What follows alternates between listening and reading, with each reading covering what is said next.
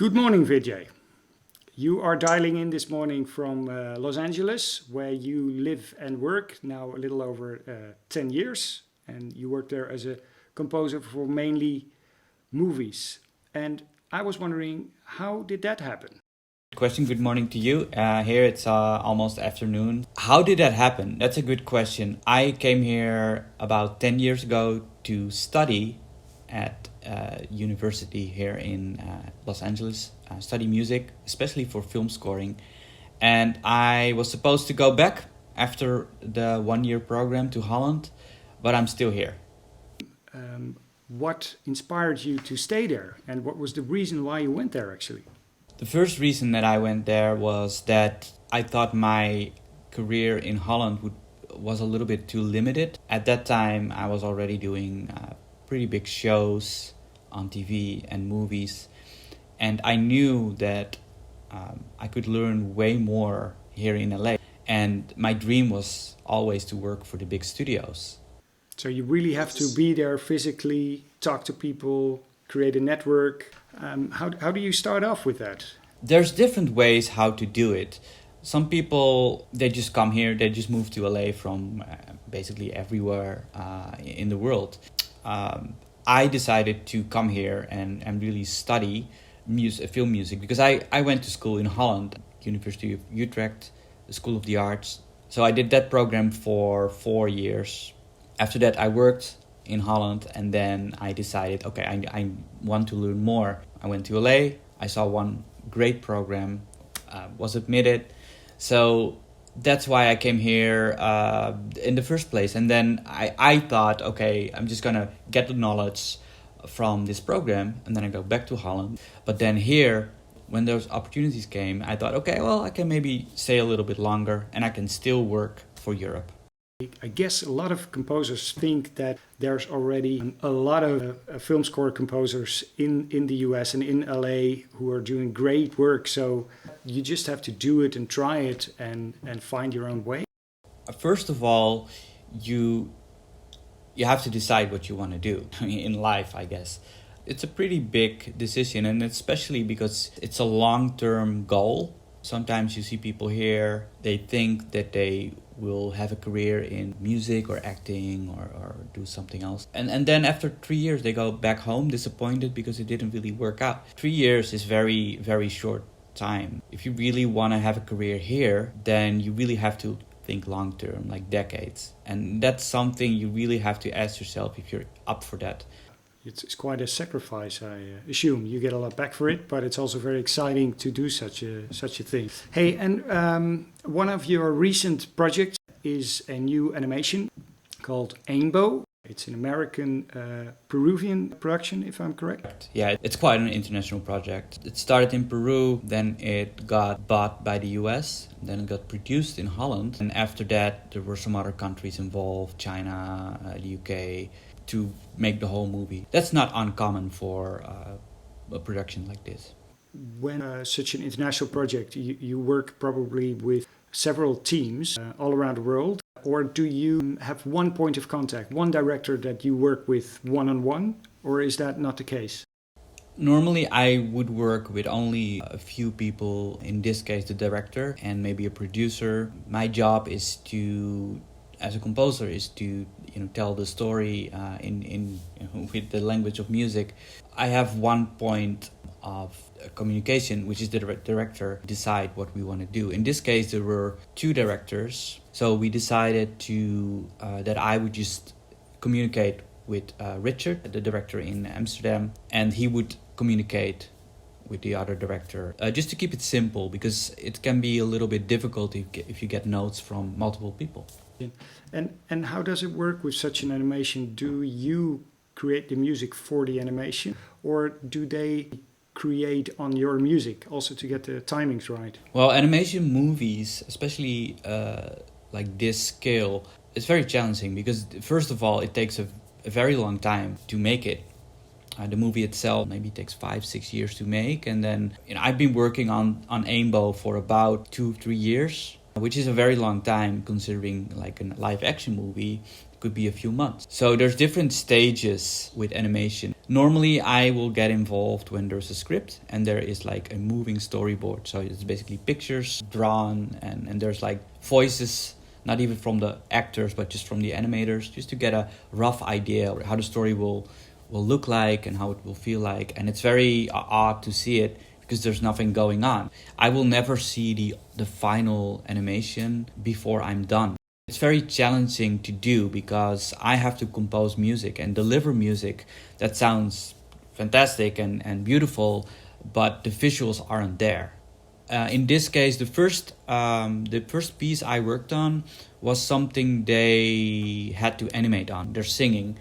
I wrote the song, we went to the studio with the actors, we recorded that. I came back like 1.5 years later to actually write the arrangement on it with the voice actors and the animation. Basically, your music contributes quite a lot to the whole emotion and vibe of the movie, I guess. Absolutely, and to work in animation, it's one of that really teaches me how to write better music, because there's not much to work with when you work with live action movies, which I also do. You know, even if you get rough footage from the set, so you instantly get a feeling of how the scene is going to be. With animation, it's just like gray or black and white. You know, you have the actors' voices that basically will bring it to life. But the music, you know, sometimes you see a completely white screen and they will say, well, yeah, it's going to be a beautiful ocean, like a beautiful nature, and there's nothing there. And I just have to imagine how that will look like, and then the music will have to enhance that. So imagine and to really write better music because of that. This movie is set in Peru. Right. Did you also look for inspiration in local music? It's always the question how much traditional music you want to have or more conventional. In this case, they wanted to have a more commercial sounding product. Throughout the movies, there's like a ton of Peruvian flutes and other instruments, percussion, guitars. So it really sounds Peruvian, but at the same time, it still sounds very approachable. Yeah, I only was able to watch the trailer, of course, because the rest is still a surprise. But I could clearly hear these kind of elements. What really contributed to the whole, to my imagination also of how I perceived the images. That you also brought certain animals to life. You gave them their own sound. Absolutely. I try to write themes for all the characters. It's always looking for, okay, what does this character represent, and how can we translate that into, for example, an instrument or a funny musical phrase or dramatic. And yeah, I really tried to put as much as I could within the limits I was given to get that Peruvian Latin American sound, the jungle sound. Have you recorded everything with a live orchestra? Unfortunately not. Most of the music is done with samples. I did record a lot of woodwinds. Actually, there's a lot of things recorded, but it's more solo instruments. Unfortunately, there wasn't a budget to record with the whole orchestra, because that's actually very expensive. We still have a really good result with solo instruments. I think it sounds really good. Yeah. Do you then work with musicians in LA or also remote? It depends. In this case, everything was done in LA. But when I record orchestra, it depends a little bit. If it's a bigger project, I record it here in LA. Before Ainbo, I did a movie called The Little Vampire 3D. It was also an animation partly with the same team. And I recorded here at Capitol Records with a string orchestra. Sometimes when there is less budget and the music isn't too complicated, I would record in Europe. Some composers in LA have assistants, so they have like a whole team basically. So maybe you get help from someone, but maybe you're helping someone else. Well, I've been very, I'd say, lucky, but also it took a while to assemble a team of people that I like, that I trust, and a few of them are composers. and sometimes I'm the composer. I'm the person who delegates everything, and sometimes they are, and I just do whatever they need. And I think that's very important to have a really good team. You have an agent, if I'm not mistaken. Did they approach you? Did you approach them? How does that work? A lot of people that are here, they're thinking, oh, I need an agent. But honestly, it's people say here you only need an agent when they need you. I know a lot of people that have agents. Those agents don't particularly do a lot for them. I got an opportunity for an agent came to me, and it was for video games. That thing fell apart. It didn't go through. And then I had some conversations with other agents. Most of them, they said to me, "Oh, great work you do. We love your music, but you haven't done anything big." And then I thought, okay, I'm just gonna let it go. And then suddenly, about 5 years ago, the one I actually always wanted to be with, they approached me, and I was kind of surprised. And they said, okay, we believe in you, and we will help you on the long term. And I said, and I was honest, and I said to them, look, it has to make sense for both of us, for me and also for you. And now 5 years later, things are that's I can see the effects of that. What is the biggest effect of that lately? Yeah, I just got my first big studio job at Disney. It's something I always dreamed of. That definitely has to do with me having an agent. Like if you want to get into the top level, because there's a lot of independence work here, the majority, but the actual studio work, it's very closed off. It's very difficult to get into that system. Really awesome. Congratulations on that. And working for large studios, I assume that also brings quite some stress. How do you deal with that? That is definitely true. The thing is that I always have been preparing for this moment. So I'm not that stressed. I know it will be stressful, but it's all about, I think, preparation. I have a very efficient workflow. I just do the work, and luckily the people at Disney are fantastic. They're super nice. It's probably also another level of professionalism, I assume. That's one of the main reasons I came to LA, to Hollywood. And if I have a meeting now with Disney, there's a bunch of people all talk about your music, and they will talk about your music weekly. And in Holland, that doesn't really happen. And I like the collaboration of the whole. Working in LA film business.